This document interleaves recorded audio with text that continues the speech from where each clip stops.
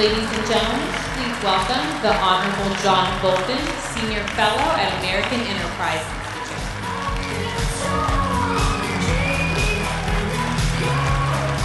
Thank you. Thank you very much. Thank you. Ladies and gentlemen, we meet in a time of true national security crisis, indeed many crises.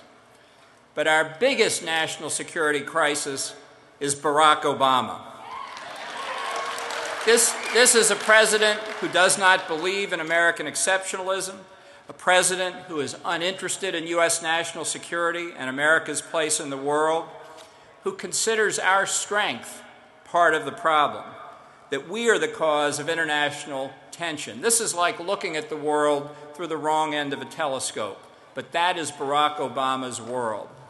He said in his first speech to the United Nations in September of 2009, listen to this, "No world order that elevates one nation or group of nations over another will succeed.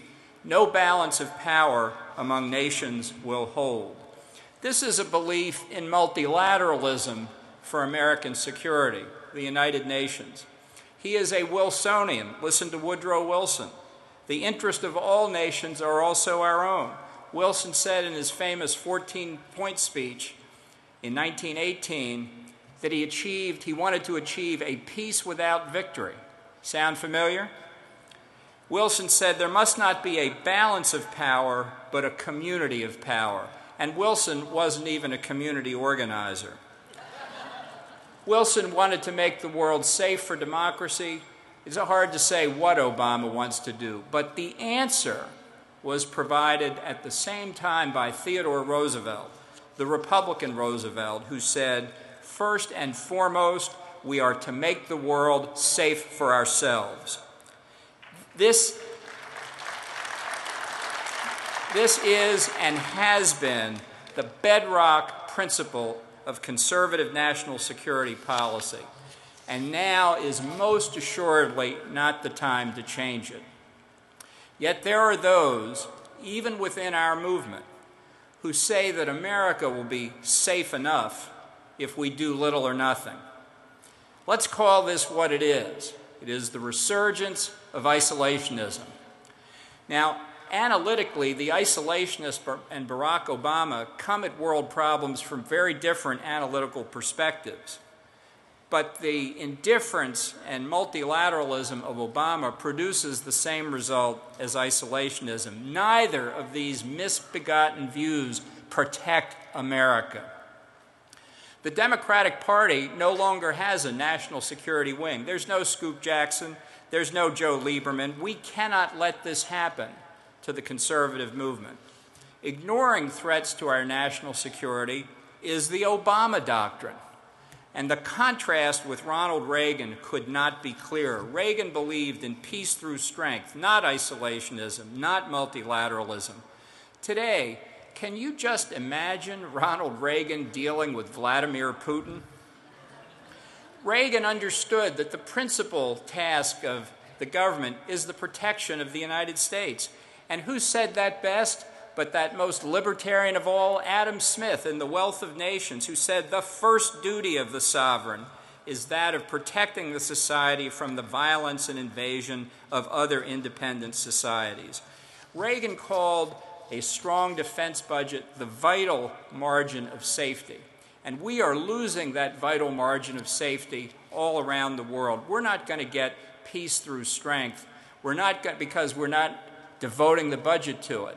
But we're not going to get peace through weakness either. We're going to get what we see today in the Ukraine, where Vladimir Putin has a strategy and Obama has nothing, where Putin has a growing defense budget and ours is shrinking.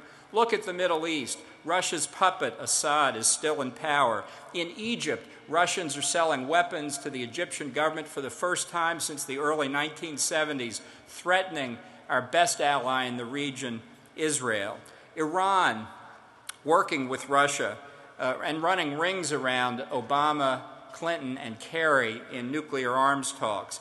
In Latin America, we see Russia reestablishing influence in Cuba and in Venezuela, threatening our own hemisphere. And it's not just Russia that's the problem.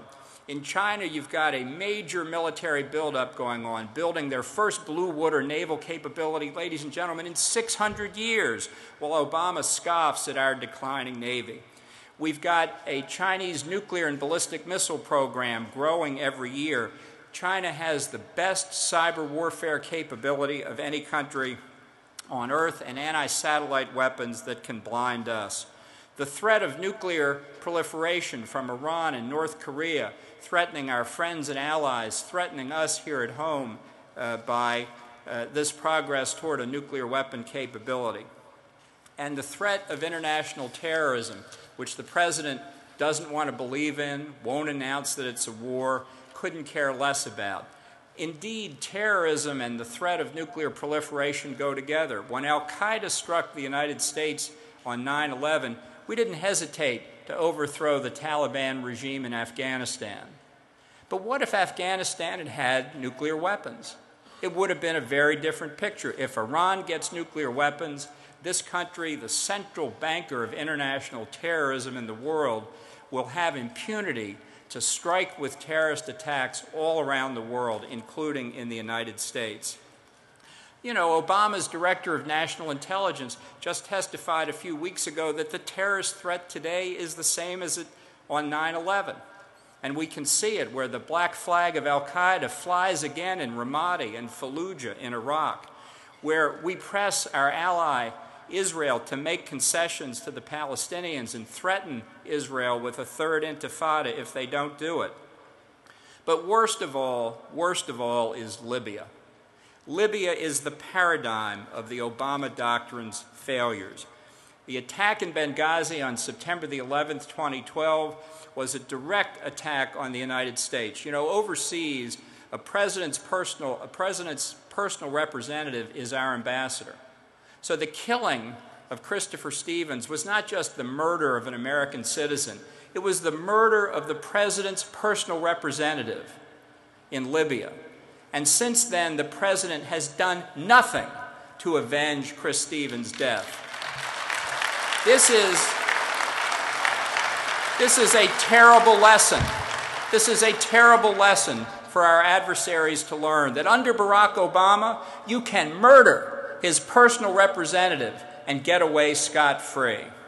Well, I want to let everybody know that conservatives are not going to let this issue go away.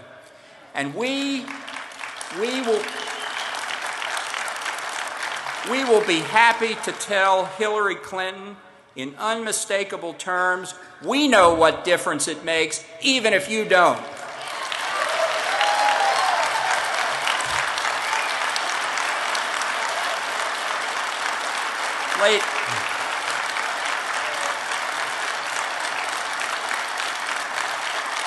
Thank you. Ladies and gentlemen, conservatives need to take this year and the next two to mobilize the overwhelming majority of Americans who believe as we do. We do not accept an America that is weak and declining. We do not accept an American military that is weak and poorly equipped. And in particular, we do not accept an American president who is weak, indecisive, and apologetic about our country. We must return national security to the center of our political debate throughout 2014 and the presidential election of 2016. That's why I've established a PAC and a Super PAC to help House and Senate candidates who understand the importance of a strong American posture in the world. Conservatives must remember the policies and victories of Ronald Reagan. We can and must replace the Obama, Clinton, Kerry, Biden doctrine of drift, decline, and defeatism with a Reaganite foreign policy. That is the key to success this November and in 2016, and that is the key to ensuring America's freedom and security in the years ahead. Thank you very much.